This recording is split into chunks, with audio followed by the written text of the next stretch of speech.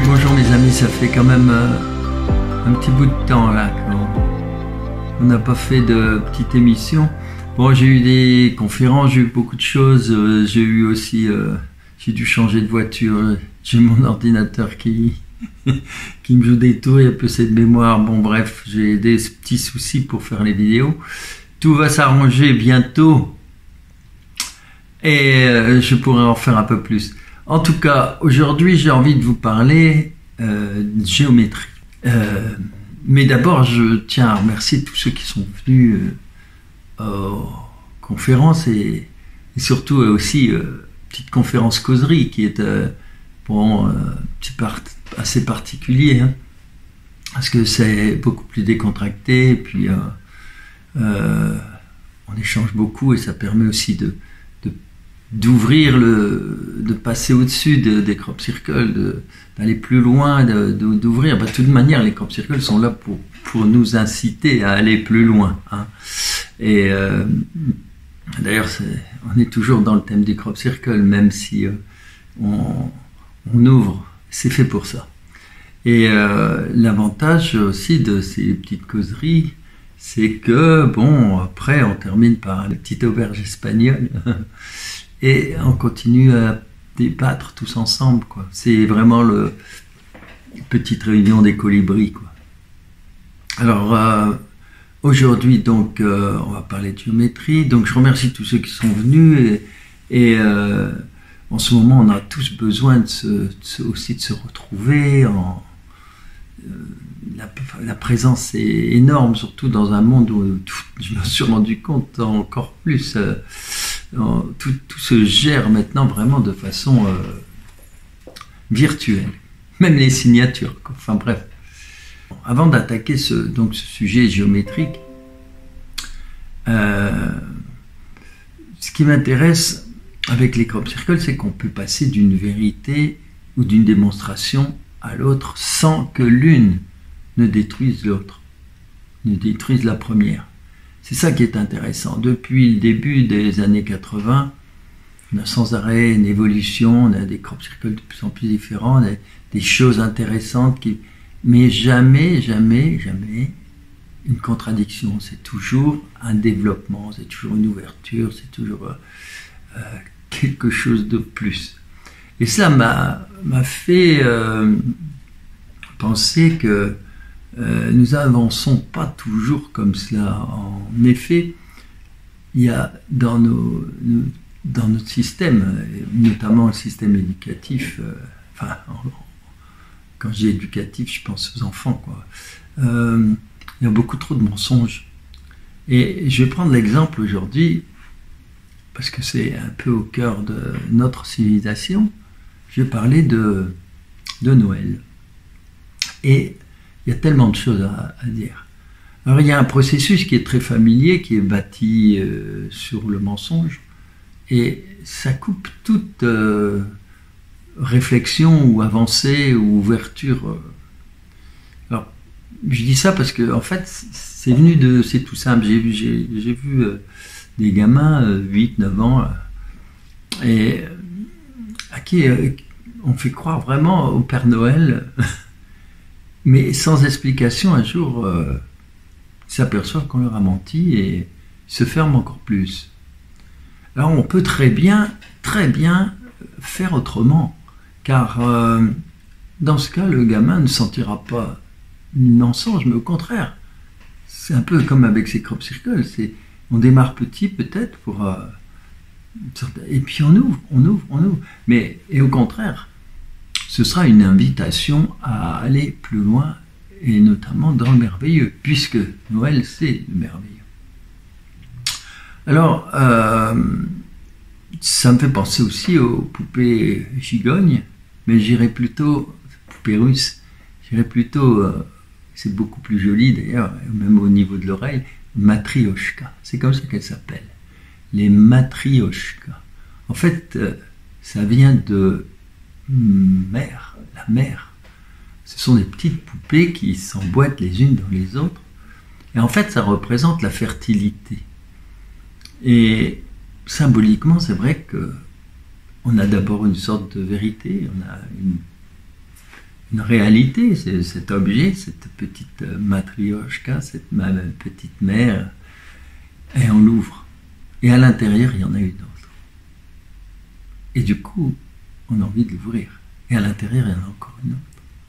Et encore une autre. Et encore une autre. Et ça n'arrête pas. Mais imaginez que si, en ouvrant, il n'y a rien, ou pire, un mensonge, ben cela ne vous encouragera certainement pas à chercher plus loin le merveilleux. Voilà. Alors, on associe généralement Noël à une fête familiale, bien sûr, des cadeaux, le sapin, etc. Hein, la bûche, enfin toutes ces choses qui sont très symboliques, hein, avec ces rues illuminées. Et c'est vrai que les gens, c'est innombrable. Les gens sont heureux de se retrouver. On parle toujours de cette magie de Noël, mais ce serait intéressant d'aller plus loin que ce côté commercial et d'essayer de comprendre ce qui se passe. Ce qui m'intéresse en moi, c'est finalement de retrouver le sacré à l'intérieur de tout ça, et pourquoi le dérapage vers le mensonge, et sur lesquels on peut revenir. Pourquoi une telle infantilisation? Retour sur les origines passionnantes donc de Noël et de ses festivités, parce que c'est beaucoup plus large. Alors on retrouve à l'origine, bien sûr, de Noël, un lien avec le réveil de la nature, un réveil de la terre. Mais on sait que Noël est né dans les temps très anciens, en marge de solstices. Hein, les solstices d'été, solstices d'hiver,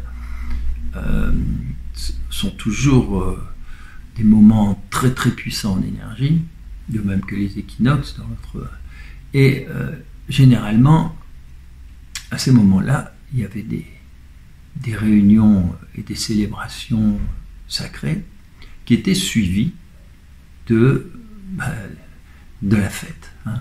Et puis ça a créé plein de choses. Hein. Il y a des villes qui sont nées, enfin des villages, parce qu'avec ces réunions, après il y avait les marchés, etc. Puis je pense à l'Angleterre, avec des villes comme Glastonbury, par exemple, etc. Des villes qui se sont... Voilà, c'est tout autour. Et les grandes réunions, petit à petit, ces grands marchés ont créé des bourgs. Donc c'est très important pour notre civilisation. C'est une période pendant laquelle avait lieu, dès l'Antiquité aussi, de nombreuses célébrations, tout est un peu intriqué, qui étaient vouées au culte des dieux, de dieux des semailles et de la fertilité. Alors on sait qu'à Rome, c'était les Saturnales, hein, qui se déroulaient du 17 au 24 décembre, en lien toujours avec cette fertilité. Après, avec la chrétienté, on a, qui dit fertilité, dit nativité, et c'est le 25 décembre, qui a été en 354, que le pape Libère a déterminé cette date pour la naissance de Jésus. Mais la naissance de Jésus, symboliquement, en fait, il faut revenir à l'origine. C'est que c'est une immense fête, ce 24-25 décembre, c'est une immense fête de la lumière, du retour. Et pourquoi? Parce que ce sont comme on dit, c'est les jours qui vont s'allonger. C'est-à-dire qu'enfin, on va vers le printemps, on va vers l'éclosion des plantes, et on va pouvoir retravailler dans les champs, etc. Jusqu'à présent, les jours étaient de plus en plus courts, les nuits de plus en plus longues. Donc c'est vraiment le retour. Les anciens l'avaient noté, ça va être le retour de la lumière. Et évidemment, pour les chrétiens, symboliquement, retour de la lumière, mais c'est en fait Jésus qui nous apporte cette bonne parole. Alors, un enfant peut très bien comprendre que l'on fête ce retour de la lumière, de la vie qui se réveille dans la terre, les jours vont rallonger, voilà, etc. C'est facile. Or, on fête la lumière, le renouveau, et donc on comprend justement que Jésus est arrivé pour apporter tout cela, symboliquement comme une naissance. Chez les chrétiens, donc, la fête de Noël est cristallisée sur des personnages et des rites qui vont remplacer en fait les anciens rituels druidiques, hein, puisque jusqu'à présent on avait tous les solstices et les fêtes druidiques, etc., romaines aussi, et puis petit à petit elles vont être transformées en fêtes chrétiennes. Et il y a Nicolas de Myre qui deviendra donc Saint Nicolas, qui est évêque d'Asie mineure, et au IVe siècle, c'est le protecteur des enfants. Et ça, il va y avoir un culte et des traditions importantes, surtout dans les pays germaniques, de tradition germanique, hein, justement. Et il se dédoublera progressivement. On verra comment. On a un sympathique bonhomme barbu au XXe siècle seulement, notamment sous l'effet de la publicité, hein, et on verra pourquoi. Alors oui, en mémoire de Saint Nicolas, on offre donc des cadeaux aux enfants. Puisque Saint Nicolas le faisait, on a continué la tradition. Mais on peut très bien le dire comme ça aux enfants, plutôt que de leur raconter des bobards en disant il va venir par la cheminée ou autre. Même si ça paraît sympathique, essayez de faire quelque chose qui ne va pas... Pourquoi aller dire quelque chose pour après dire que non, il n'y a plus rien? Non, autant essayer d'aller discrètement. Il y a une magie énorme de toute façon à parler de ça, de ces histoires. Alors le monde des elfes, des lutins, toutes ces énergies merveilleuses, tout ce monde merveilleux, pourquoi faire croire à cadeaux qui tombent donc dans la cheminée, alors qu'il y a tellement d'autres choses, c'est tellement beau, parce qu'après ça s'ouvre sur d'autres choses, hein. Si l'enfant commence à comprendre aussi qu'on fête les belles choses, qu'on fête rien que ça, de dire voilà, il y a eu ce Saint Nicolas qui se promenait avec son âne, etc. Et puis il allait voir les enfants, mais évidemment Saint Nicolas n'est plus là, mais il y a son âme qui est là, son esprit. Et du coup, tout le monde joue à Saint Nicolas.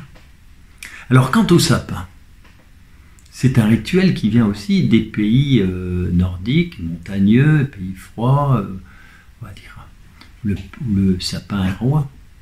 Et il faut remonter là encore très loin pour retrouver l'origine, considérée par les Celtes comme le jour de la renaissance du soleil. Puis le sapin est toujours vert. Je me souviens, chez les druides, on utilise aussi les branches d'if, mais voilà, parce qu'il y a une énergie, il y a autre chose, mais c'est toujours cette idée d'arbres et de branches toujours vertes. Alors le 24 décembre, il est considéré comme l'enfantement. C'est une façon de remercier Dame Nature en accrochant justement des rubans aux branches des sapins.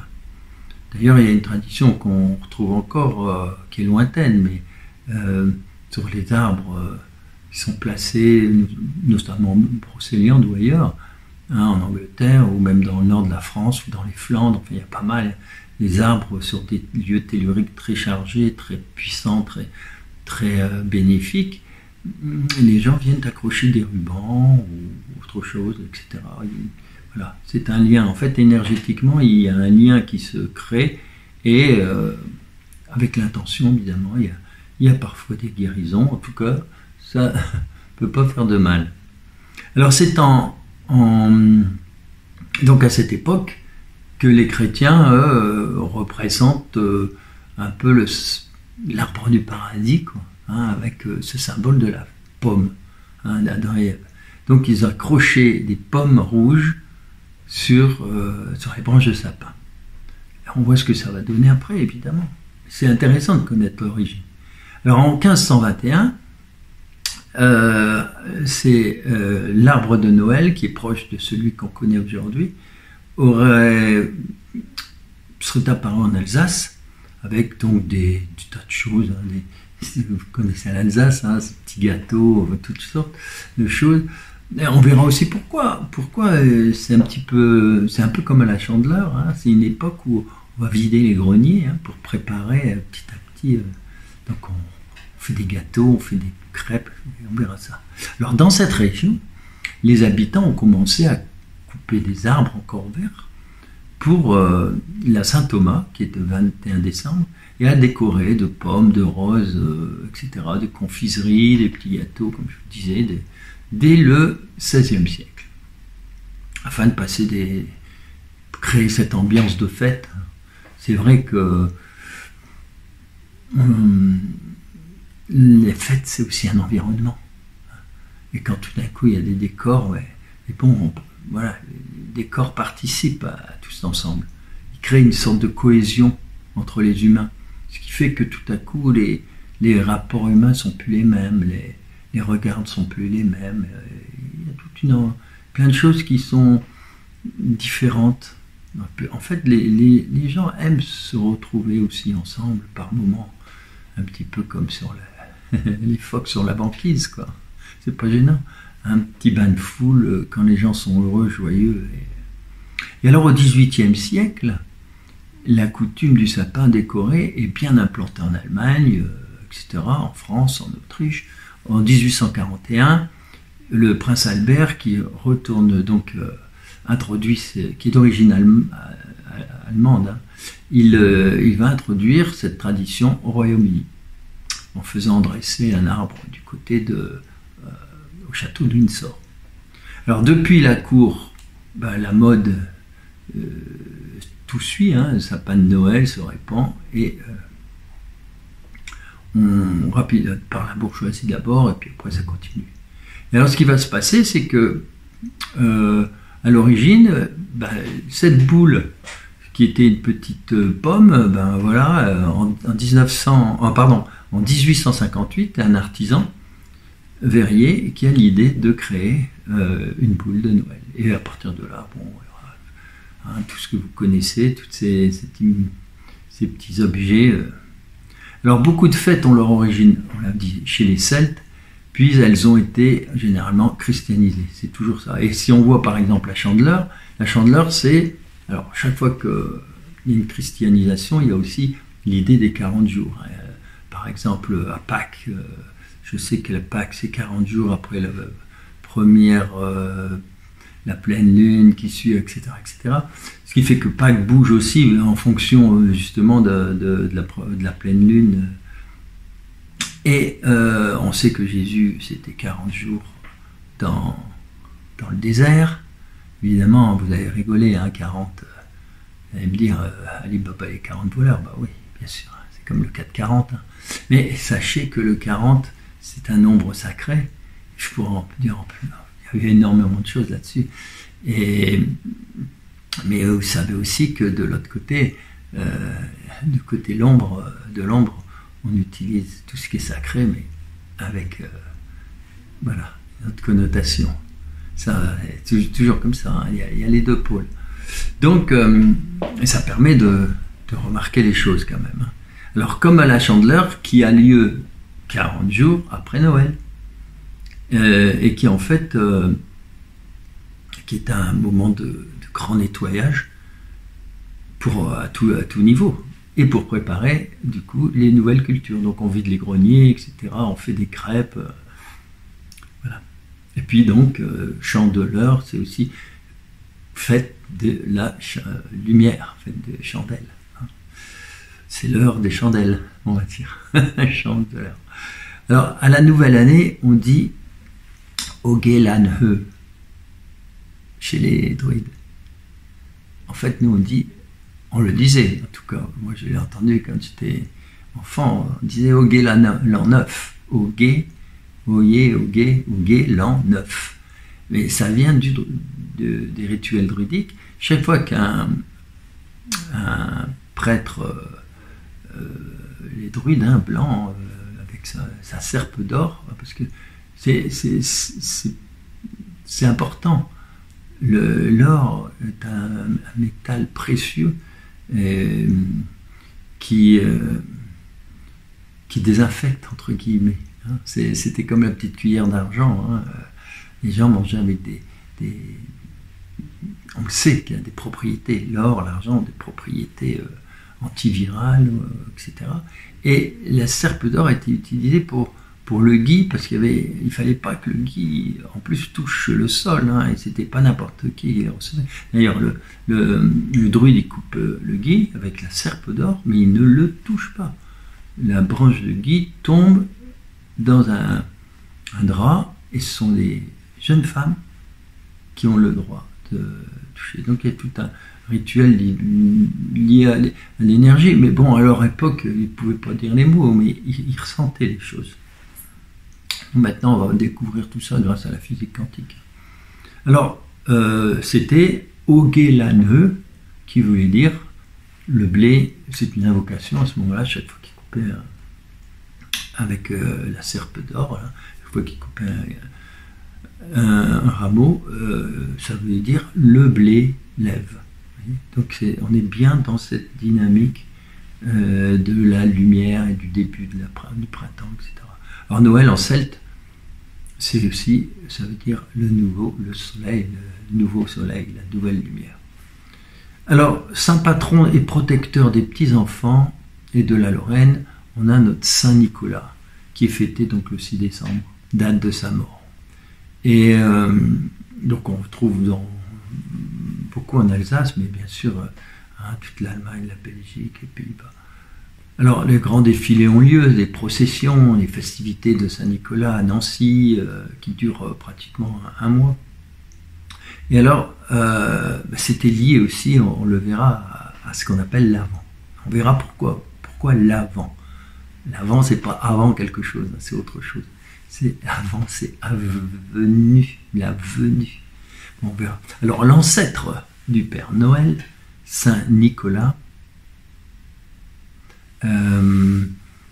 parcourt donc le monde pour distribuer symboliquement les cadeaux aux enfants. Il visite, je dis le monde parce qu'à l'époque, vous comprenez bien, il visite les écoles, distribue le pain, l'épice, etc. Alors, Saint Nicolas, c'est Santa Claus. Quand ça va revenir surtout aux États-Unis, c'est Santa Claus. Hein, Nicolas et Saint Nicolas, Santa Claus. Et Santa Claus, vous voyez, c'est rien, ça va donner Père Noël. Alors, avec le Père Noël, il y a aussi un autre personnage, parce qu'il ne faut pas oublier que, en fait, Saint Nicolas, c'est un évêque, hein, mais il se promène un peu comme Jésus quand il va entrer à Jérusalem, hein, c'est sur un âne. Une mule exactement, c'est plus costaud encore. Donc il a sa mule, et c'est pour ça que les enfants, on leur disait de ramener des carottes. Alors il a sa mule, mais il faut oublier un personnage dont on ne parle jamais, qui accompagne le Saint Nicolas. En fait, on l'appellera le Père Fouettard. C'est tout simplement son aide, celui qui s'occupe de tout, puisqu'il se promène, il s'en va, il a besoin éventuellement d'être défendu aussi, hein, voilà, donc c'est quelqu'un de costaud, qui connaît bien la nature, qui prépare le bois pour chauffer, enfin bref, c'est un personnage un petit peu rustre aussi, avec sa grosse barbe, et on l'a appelé plus tard le Père Fouettard. Pourquoi ? Parce qu'il fallait toujours trouver un pendant. Il y a les bons qui vont recevoir les cadeaux de Saint-Nicolas, et puis les autres, on leur fait peur. On dit, ah, t'as pas bien travaillé. Et le Père Fouettard, il va venir. Le Père Fouettard, c'est en fait le compagnon de Saint-Nicolas. Vous voyez, c'est les choses qui se déroulent comme ça. Alors, le Père Fouettard punit les enfants qui sont pas sages, bien sûr. Alors, on dit souvent que cette légende est une invention des précepteurs du XVIIIe siècle, qui voulaient donc effrayer des enfants pour qu'ils travaillent. En réalité, le personnage donc a des origines historiques précises, et lors du siège de Metz, alors c'est amusant aussi de voir comment les choses se traduisent, par les troupes de Charles Quint au XVIe siècle, eh bien, les habitants de la ville qui étaient donc assiégés, eh bien, ils tournaient en dérision l'image de l'empereur en brûlant un espèce de mannequin à son effigie. Et ce dernier, bien sûr, il l'avait appelé le Père Fouettard. Alors, dès le début du culte de Saint-Nicolas, un personnage qui ressemble donc à ce Père Noël, un peu hirsute, une barbe, voilà, bien fournie, etc., avec les cheveux longs, les grosses moustaches, eh bien, c'est en fait son valet, quoi. Et il est représenté dans les traditions germaniques par exemple, ce qu'on appelle le Knechtsruppet en Allemagne, ou bien le Krampus en Bavière, enfin bref, en fait, c'est ce personnage qui va devenir finalement le Père Noël. Et aux États-Unis, ils vont s'en donner à cœur joie, parce que c'est vraiment le personnage avec son chapeau, sa barbe, etc. Alors en 1822, il ne porte pas encore son nom actuel, mais il est déjà décrit par un pasteur américain dans un poème, en fait, qui présente Saint Nicolas comme un lutin sympathique. Mais toute cette transformation, il y a une sorte de transposition. Il fume sa pipe, il est dodu, il est souriant, il distribue les cadeaux, voilà. Et il est sur un traîneau. Là, c'est plus l'âne, c'est le traîneau tiré par des rennes. Alors, un texte. Alors, vous voyez, il y a tout ce mélange avec les lutins, etc. On revient à un mélange de paganisme, etc. Mais tout ça, ça ouvre sur plein de choses, quoi. Il y a tout un imaginaire. Et c'est là qu'il faut le développer avec aussi les enfants. Alors, un texte qui a joué un rôle important dans l'élaboration du mythe que nous connaissons. Et à partir de 1850, les Anglais commencent à abandonner la célébration de Saint-Nicolas et préférer la fête de Noël. Donc, il y a aussi ce déplacement de date du 6 décembre.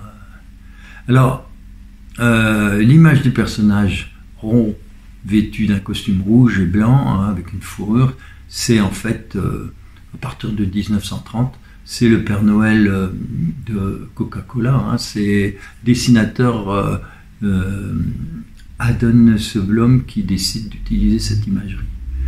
Mais avant, sinon, c'était toutes les couleurs. Il pouvait être marron, bleu, jaune, vert. C'est un grand bonhomme vert, quoi. Alors, afin d'inciter les consommateurs à acheter, bien sûr, la fameuse, cette boisson gazeuse. Alors, cette image est largement transmise par tous les médias, et puis ça va rentrer dans tout le système. En France, pays catholique où Noël a longtemps été associé simplement au Christ, eh bien, le personnage a été popularisé par les Américains pendant la Seconde Guerre mondiale. Alors, le mot crèche, maintenant, parce que tout ça joue, tout ce mélange, c'est intéressant aussi de savoir ce que veut dire crèche.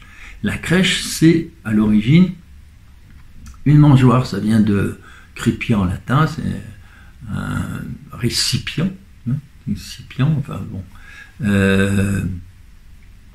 Selon l'évangile de Saint Luc, Marie aurait donc déposé l'enfant Jésus dans la crèche, c'est-à-dire dans cette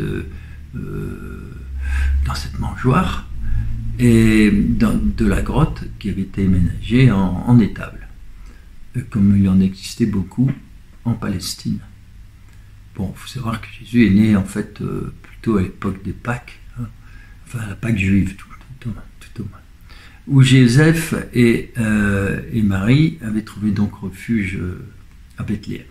Alors par extension, donc le mot crèche désigne le site entier, le lieu entier, et les crèches reconstituent désormais la nativité à l'aide de personnages miniatures. Et on va voir d'où ça vient. Alors l'invention de la crèche de Noël, traditionnellement, c'est attribué à Saint François d'Assise entre 1180 et 1226. Alors lui, on sait, il était amoureux de la nature, il parlait avec les oiseaux, les loups, enfin bref, il était au contact, il était tout amour avec aussi ceux qui étaient autour de lui. Alors ce dernier aurait créé la première crèche dans son église et aurait fait tenir les rôles par donc des personnages, donc l'enfant Jésus, Joseph, tout ça, etc., par les habitants de ce village. Petit à petit, la coutume se répand et on remplace progressivement les vrais personnages par des figurines en terre cuite, en porcelaine, etc., en cire. Et les premières crèches proches de celles que nous connaissons, eh bien, sont apparues aux alentours du XVIe siècle, dans les églises. Donc, elles sont de plus en plus petites. Et alors, au XVIIe, serait né ce qu'on appelle la crèche familiale, parce que il y a aussi plein de choses. Il faut savoir qu'en France, il y a la Révolution, interdit de crèche. Imaginez comme en France, actuellement, on ne veut plus mettre les crèches là et là, les gens ils les font chez eux. Et c'est ce qui s'est passé après la Révolution, ce qui a favorisé donc tout le développement de ces petites crèches que chacun avait chez lui, cachées un petit peu, discrètement, avec un carton, du papier craft, etc., etc. C'est alors que se développe aussi la fameuse crèche provençale, plus rustique, celle avec les santons. Et la tradition est restée. Donc ça s'est développé avec tous les... En Provence, ils sont allés encore plus loin avec tous les métiers, etc. Permettait de faire, c'est de la culture, avec tous ces petits personnages, tous ces petits santons, permettant donc à la fois de représenter les personnages de la nativité et puis les héros nationaux. Voilà. Alors les 4 semaines maintenant, qui précèdent la veille de Noël, ce qu'on appelle donc l'Avent. Et bien, c'est pas l'avant Noël, non, c'est avant, ça vient du latin, toujours la même chose, ça veut dire la venue, l'arrivée. C'est la venue de la lumière, l'arrivée, et symboliquement la venue du Messie, la venue de Jésus, la venue du nouveau temps. Et actuellement, là, on est en plein temps, là, c'est grand retour. Donc depuis le pape Grégoire Ier, l'Avent représente la période de la préparation à la venue du Christ. Elle commence avec le 4e dimanche précédent Noël et marque donc le début de l'année. C'est pour ça. Alors on aura l'occasion aussi de parler pourquoi de la couronne. Alors née en XVIe siècle en Allemagne, la fameuse couronne de l'Avent est en forme de cercle, devait rappeler aux chrétiens le retour, et puis c'est le crop circle, quoi. Faut pas chercher. C'est le cercle, c'est le symbole de la lumière, de l'amour, du soleil. Vous voyez, c'est.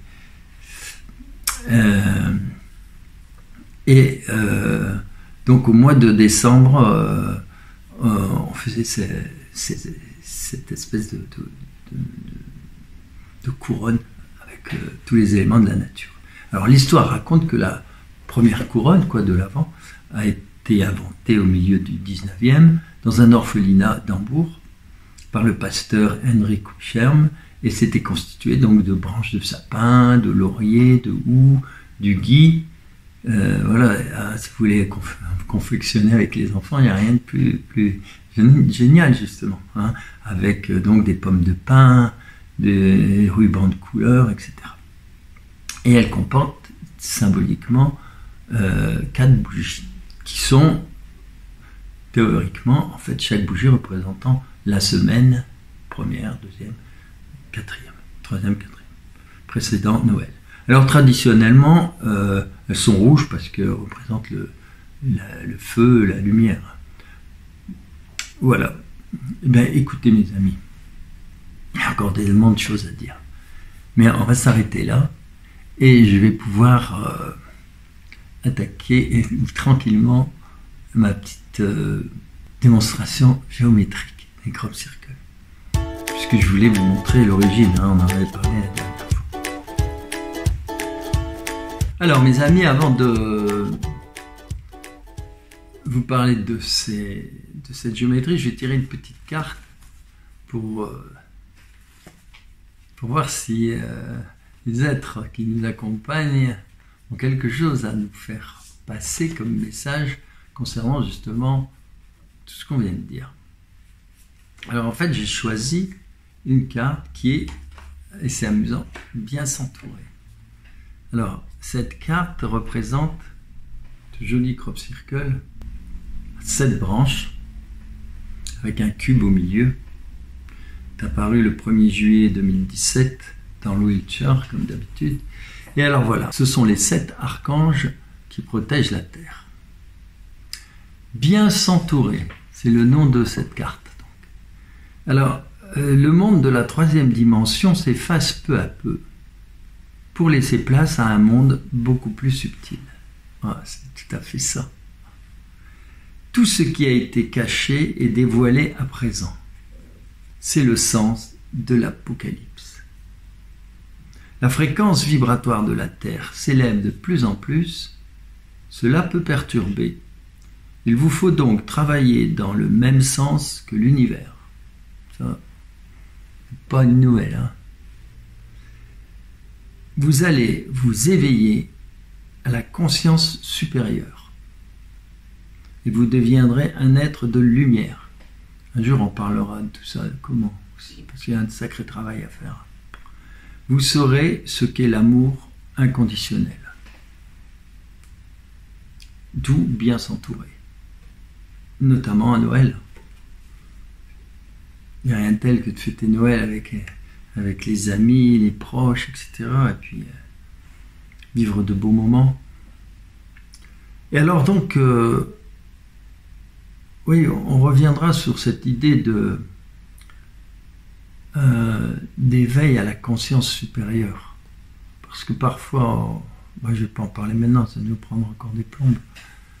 Mais évidemment, on n'a pas à trop se prendre la tête, puisque le but c'est de retrouver son authenticité le plus possible et non plus vivre comme avant, mais être, se réaliser, vibrer ce qu'on est réellement. Et c'est là que les choses par contre se compliquent. Parce qu'en fait, notre logiciel de base, il vient de l'enfance, il vient de la naissance, il vient de très loin. Et il a été... évidemment, ce logiciel, il a été fabriqué, il est enfoui au fin fond. Souvent, on ne s'en souvient plus. Certains traumatismes de la petite enfance, eh bien, le gamin, après, il ne s'en souvient plus. Hein. Le gamin qu'on était, on a tous des sacrées casseroles. Hein.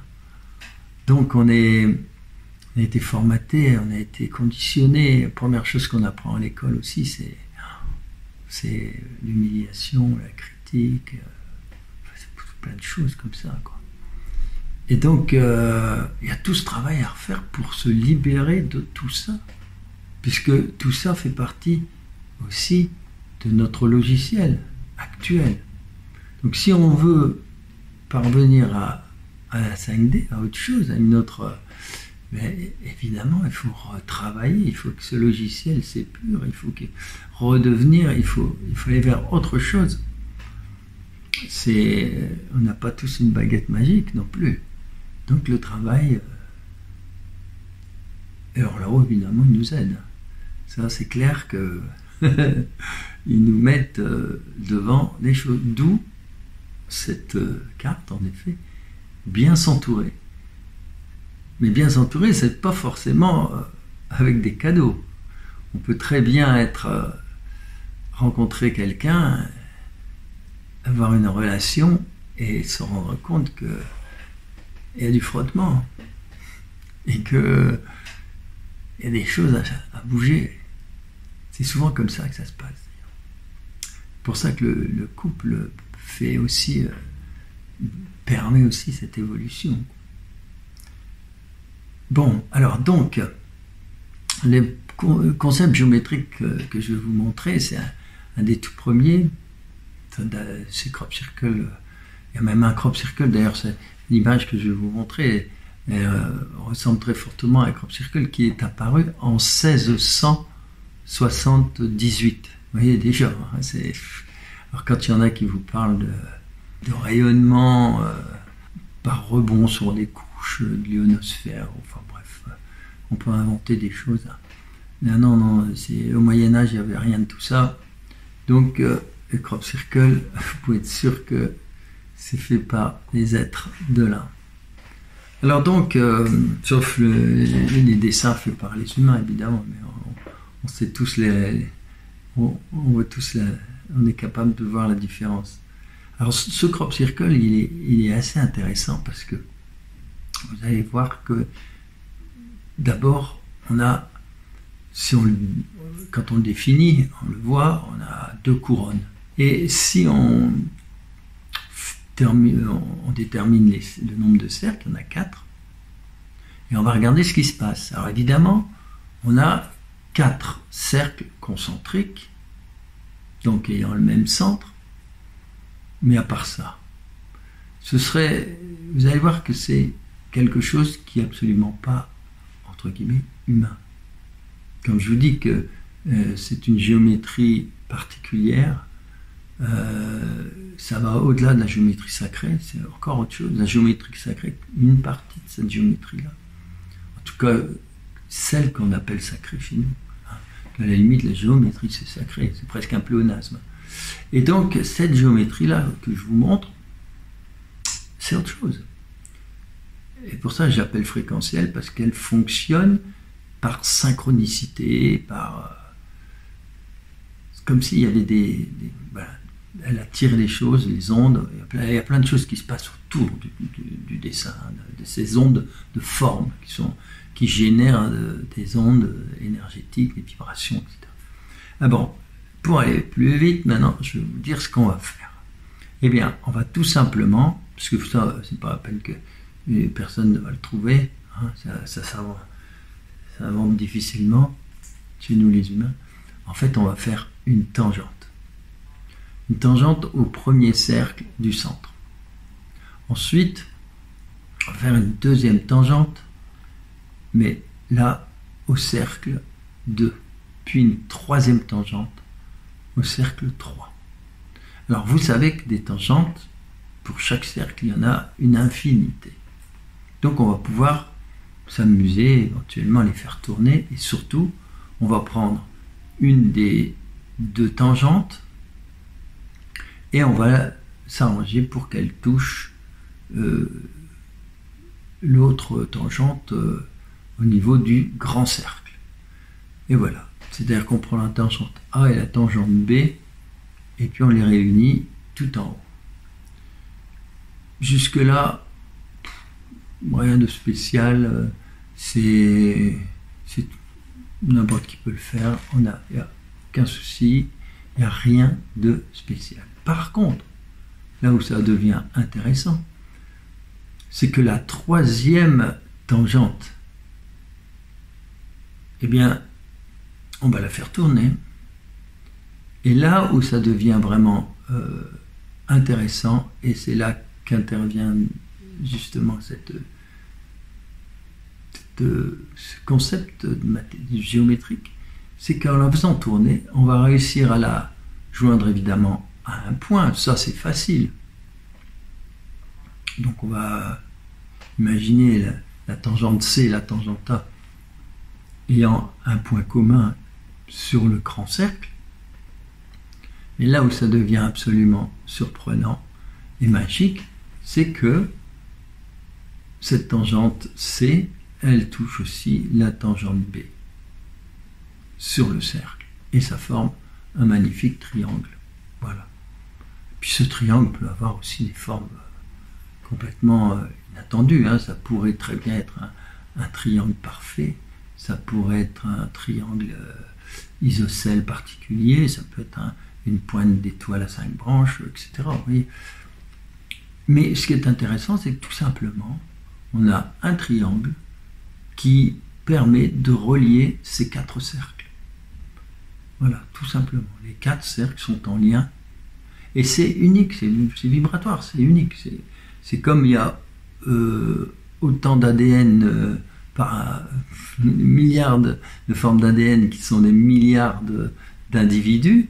Et là, il y a des milliards de formations avec des cercles qui sont liés entre eux par des triangles. Et des milliards de formes de triangles. Mais à chaque fois, c'est unique. C'est-à-dire que Il suffit que le cercle soit un peu plus petit, là c'est terminé, ça marche plus. Il suffit que le cercle soit un tout petit peu plus grand, c'est fini, ça marche plus. Ce sont ces 4 cercles-là avec ce triangle-là. J'espère que vous avez compris, que c'est assez clair et que vous vous rendez compte qu'on est dans une géométrie absolument particulière. Géométrie des crop circles. Synchronicité. Alors on va aller plus loin maintenant.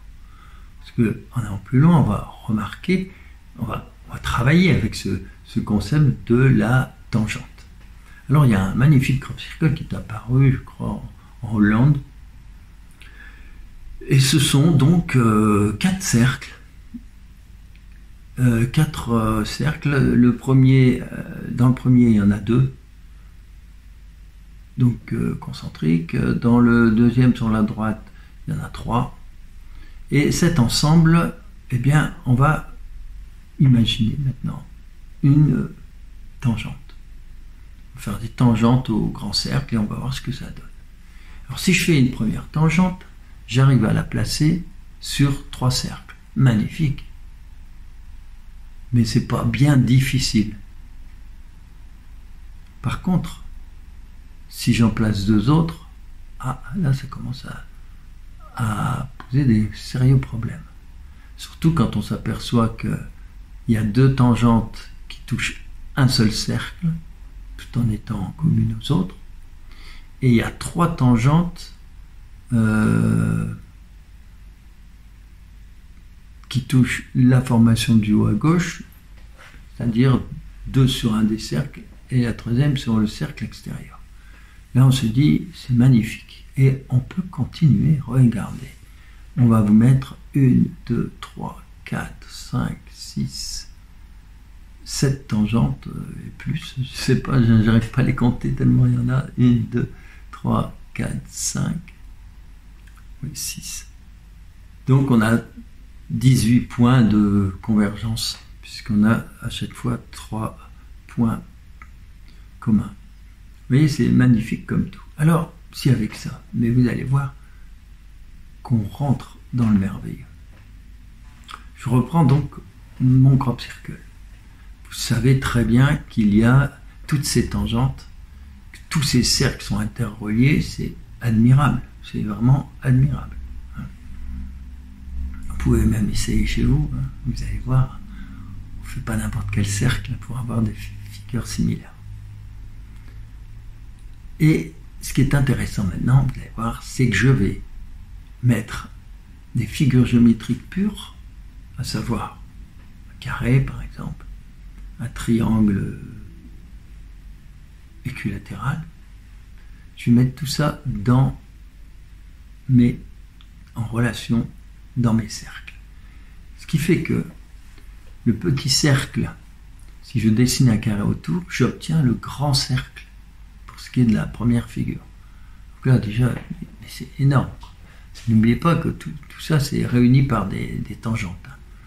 Maintenant, je regarde le cercle du bas, le petit cercle. Eh bien, ce petit cercle, si je dessine un triangle parfait équilatéral autour, eh bien, ça me donne le grand cercle qui est juste au-dessus. Voilà, le grand cercle au-dessus. Si vous faites le triangle dedans, vous avez un cercle et le petit cercle de dessous. Vous voyez, c'est complètement fou. Hein. Maintenant, petite synthèse, avec point d'humour. Même chose sur le côté à droite, je fais un carré autour du cercle 2. J'obtiens donc le cercle 3 qui est circonscrit au carré.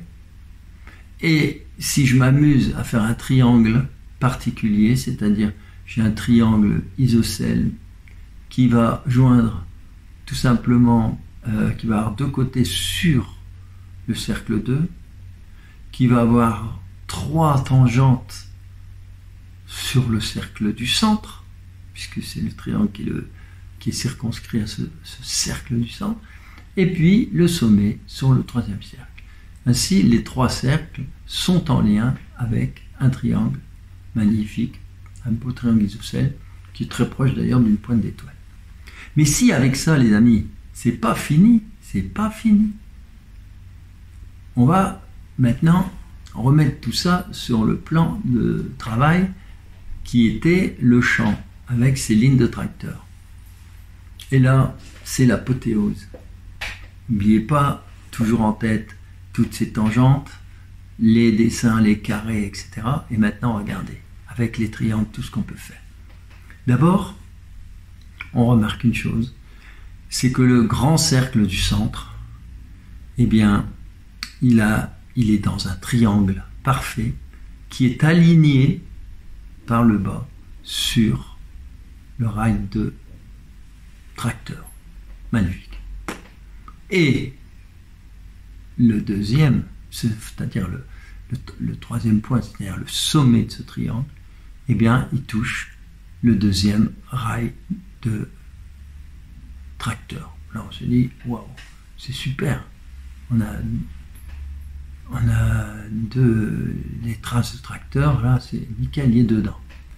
Ce qui est intéressant maintenant, c'est de voir que le cercle qui est en dessous, si on fait le fameux triangle équilatéral, ce triangle touche aussi la ligne de tracteur. Impeccable. Alors on continue. On regarde le cercle du haut. Alors là, c'est de plus en plus subtil. Si je fais un triangle équilatéral sur le premier cercle petit, cercle blanc, j'obtiens un cercle qui lui aussi touche la ligne de tracteur. Incroyable. Si maintenant, autour de ce cercle, je fais un triangle qui est un triangle circonscrit à ce cercle, eh bien, ou qui est, je ne sais pas si on dit terme circonscrit, parce que ça va plutôt pour les cercles, eh bien, on obtient un grand cercle qui lui touche le rail ou la ligne de tracteur par le bas. Et donc la pointe en haut touche le tracteur, le cercle touche la ligne de tracteur par le bas. C'est magnifique. Et on continue comme ça, par des tas de synchronicité. Ainsi, par exemple, je peux faire un triangle magnifique sur le grand cercle de la figure en haut à droite, et je remarque qu'elle touche le dessin du centre au milieu. C'est-à-dire qu'elle est pile tangente, ce cercle est tangent au cercle jaune. Et impeccable. On n'a rien à redire, tout est interrelié de façon magique, magistrale. Et ce qui est chouette aussi, regardez, ce qui est dément, c'est que vous savez que deux cercles identiques, lorsqu'on les croise, et là c'est inattendu, vous remarquez qu'on a aussi, on ne l'avait pas vu tout à l'heure, mais le grand cercle du centre, jaune le cercle, lorsqu'il est dans un triangle, il nous donne un grand cercle. Et bien ce grand cercle correspond exactement c'est trop génial, hein, au cercle de la petite formation en haut, à gauche. C'est le même cercle. C'est-à-dire que lorsqu'on fait un triangle équilatéral autour du premier petit cercle, la formation en gauche, ça donne un cercle qui est en fait le même diamètre que le cercle jaune. Tous ces cercles sont finalement interreliés. On ne s'en rend pas compte, on ne le voit pas. Il faut aller gratter, il faut aller dessiner des choses comme ça pour le voir. C'est une géométrie absolument incroyable, faite de synchronicité, de rayonnement, de vibration, de résonance. Ça résonne. Et alors, regardez, le plus beau, je vous ai parlé de Vesica Piscis. Eh bien, quand on a ces deux cercles, on s'aperçoit que ça forme une Vesica Piscis et qu'elle touche les deux lignes de tracteur, en haut et en bas. Qu'est-ce que vous voulez faire? On est démunis devant tout ça. On doit faire preuve d'humilité. Alors, je pourrais vous en montrer encore pour attaquer un sujet qui est exceptionnel, mais je pense que je vais m'arrêter à ça. Mais simplement, parce que je vous parlais de la musique, mais la prochaine fois, le lien avec la musique. Parce que évidemment, ça saute aux yeux que si on est dans une musique une géométrie vibratoire, fréquentielle, c'est en lien avec de la musique automatiquement. Et vous allez voir, c'est énorme. Et là, un autre petit exemple, ouais, tout simple. Hein. J'ai ce crop circle. Eh bien, je m'amuse, je trouve un cercle au milieu qui permet de dessiner un triangle équilatéral qui me donne le grand cercle. Et à partir de ce cercle, je dessine un carré dans ce cercle et ça me donne le cercle du milieu. Vous voyez, c'est aussi bête que ça. Et beaucoup de crop circles sont faits comme ça. Donc, je vais m'amuser là, je vais faire un cercle, je fais un triangle équilatéral, je refais un grand cercle autour. Vous voyez, magnifique. Du coup, je dessine un carré dans ce nouveau cercle et ça va me donner un troisième cercle. J'enlève après tout ce qui est en rouge, tout ce qui est construction, vous voyez, et il me reste, enfin, tout ce qui est en rouge, je veux dire plutôt tout ce qui est construction, et il me reste les trois cercles, qui sont, apparemment, ces trois cercles, on pourrait dire que c'est banal, mais non. Ils ont toute cette caractéristique que l'on vient de voir. Et pour finir, l'apothéose, je trouve incroyable parce que on n'a que deux cercles. Et avec deux cercles, on va résumer quelque chose d'immense. Vous allez voir, c'est la suite de Fibonacci et le nombre d'or. Alors, c'est simple. On remarque d'abord que ce cercle, il est aligné entre deux rails deux trames de tracteur. Et quand on dessine un pentagone, eh bien, comme par hasard, il nous définit exactement le petit segment de cercle hein, qui est coupé par les lignes de tracteur. On a un pentagone. Bon, ok. Donc on va dessiner une étoile à partir de là. Et on s'aperçoit que cette étoile, bien sûr, elle est alignée sur les lignes de tracteur. Enfin, voilà, c'est nickel. Et surtout, il y a une des pointes qui touche le deuxième rail de tracteur, celui qui est complètement sur la gauche. À partir de là, je vais redessiner une étoile à l'intérieur du cercle. Et à l'intérieur de cette étoile, pourquoi pas un petit cercle qui correspond exactement en fait au petit cercle qui est en haut, qui est en dehors de ce grand cercle. C'est la même étoile. Alors là, ça devient intéressant. Alors on se dit, tiens, si on a ça, on va pouvoir dessiner une grande étoile, puis on va aligner, et puis pourquoi pas la faire tourner. Et c'est là qu'on voit qu'elle se coupe, enfin donc les deux cercles se coupent au niveau, formant une sorte de petite vésica piscis évidemment, mais se coupent au niveau des pointes d'étoiles.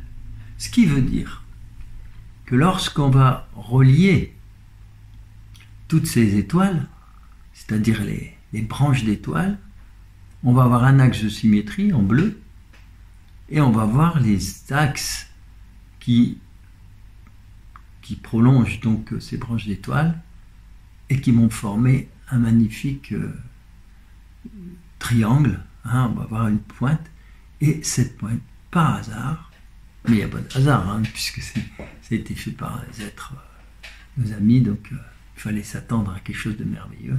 Ça tombe pile sur le cercle de l'étoile numéro 2, tout en haut.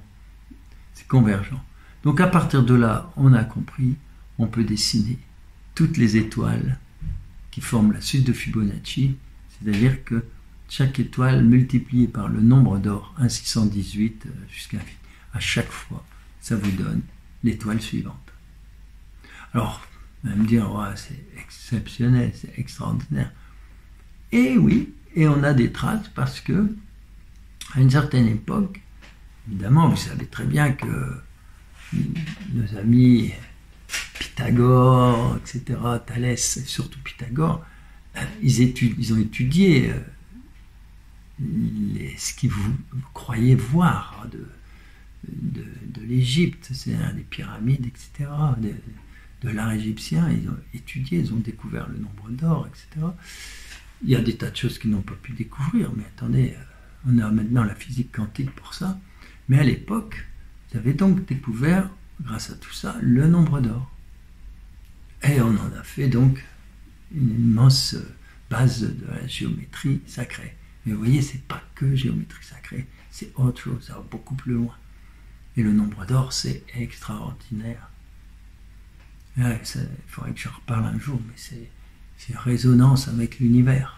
C'est une loi divine qui est à la base de tellement de choses, surtout au niveau du vivant. C'est-à-dire que c'est une résonance qui permet d'arriver à des perfections au niveau de tout ce qui est vivant. Que ce soit un os, un muscle, un œil, une oreille, tout. Les objets, les fleurs, les pétales, tout est basé sur le nombre d'or parce qu'il y a une performance. Un œuf, par exemple. Et c'est un œuf d'une résistance incroyable au niveau de sa forme par rapport à ce qui est son contenu, etc., etc. Et c'est pour ça qu'on a aussi les coquilles, les fameuses spirales dans les coquilles d'escargot, etc. Et là, je vais vous montrer donc un peintre, ou plutôt un graveur, c'était Albrecht Dürer en 1514, qui nous dessine, comme par hasard, un ange ou un archange qui réfléchit. C'est la mélancolie. Il est tout triste. Il regarde ce que les hommes sont en train de faire.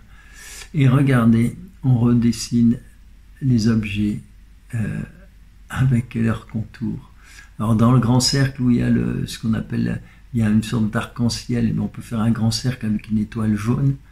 On va réunir cette étoile à la pointe de la petite étoile rouge où il y a le globe.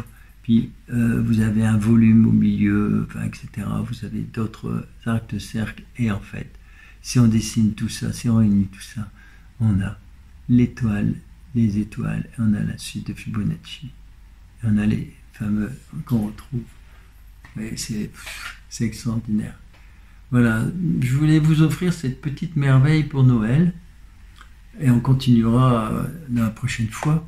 Mais avant, avant de se quitter, et n'oubliez pas de partager. Ça, je vous l'ai déjà dit. Comme vous êtes des colibris, profitez-en pour aller voir sur mon site. Puis là, vous pourrez trouver les livres, notamment le dernier livre que j'ai fait, qui s'appelle Alana, au-delà de l'arc-en-ciel. C'est pas au-delà de l'arc-en-ciel, c'est au-delà du voile. Au-delà de l'arc-en-ciel, c'est un autre livre, celui d'Isabelle. Là, c'est vraiment, je vous le dis, c'est un livre formidable, où l'invisible devient tangible, on le touche, on le comprend, c'est extraordinaire. Je le dis pas pour faire de la pub, non, je le dis pas pour partager, tellement j'ai des retours là-dessus qui sont vraiment superbes. Alors maintenant, je sors une carte. Et alors, waouh, 25 mai 2017, dans le Walcher Halton Barnes, c'est là où il y a le cheval blanc d'ailleurs, Halton Barnes, ah oui, The White Horse, cheval blanc. Eh bien mes amis, très belle carte. Et qu'est-ce que ça veut dire? Eh bien, tout est juste. Donc on a ce dessin avec qui représente les 4 lunes avant l'éclipse du fameux 21 août 2017. 4 lunes. Alors, vous êtes à la croisée des chemins. Ah oui, ça c'est clair. Une décision à prendre. Vous devez faire un choix décisif, laissez parler votre cœur. À ce carrefour, il peut y avoir plusieurs directions. Faites confiance à votre intuition et laissez-vous guider. Vous trouverez le chemin qu'il vous faut. Alors, quels que soient les chemins, c'est pour ça qu'il ne faut jamais regretter, il y aura toujours des épreuves. Et vous en sortirez plus fort si vous écoutez votre petite voix intérieure. Donc, faut choisir le bon chemin, c'est mieux. Mais il y aura toujours aussi des épreuves parce qu'on doit évoluer. Bon, après, il y en aura de moins en moins. Les épreuves sont de plus en plus douces. Enfin, c'est en fonction du travail qu'on a effectué. Bon, alors les amis, je suis très heureux d'avoir pu faire cette petite vidéo. Je ne sais pas comment je vais la monter. Maintenant, je vais essayer de retrouver le logiciel qu'il me faut. À bientôt. N'hésitez pas donc à partager, à mettre des commentaires, c'est très enrichissant pour tout le monde, et à suivre. Et puis j'en profite pour vous dire aussi qu'il y aura un voyage en Angleterre cette année, bien sûr au mois de juillet. Ce sera dans la 3e semaine, je crois, donc semaine du 15, quelque chose comme ça. Enfin, la 3e semaine de juillet, de toute façon. Donc, on en reparlera, pas de souci. Mais c'est déjà bon de l'avoir en tête. Et puis aussi, le grand rendez-vous au mois de mars pour la conférence avec tous ces pointures-là. Il y aura... Enfin, je ne les citerai pas parce que j'en oubliais plein. Mais je vais vous mettre l'affiche avec tous les noms. Il y aura donc beaucoup de monde au Zénith de Limoges. Voilà.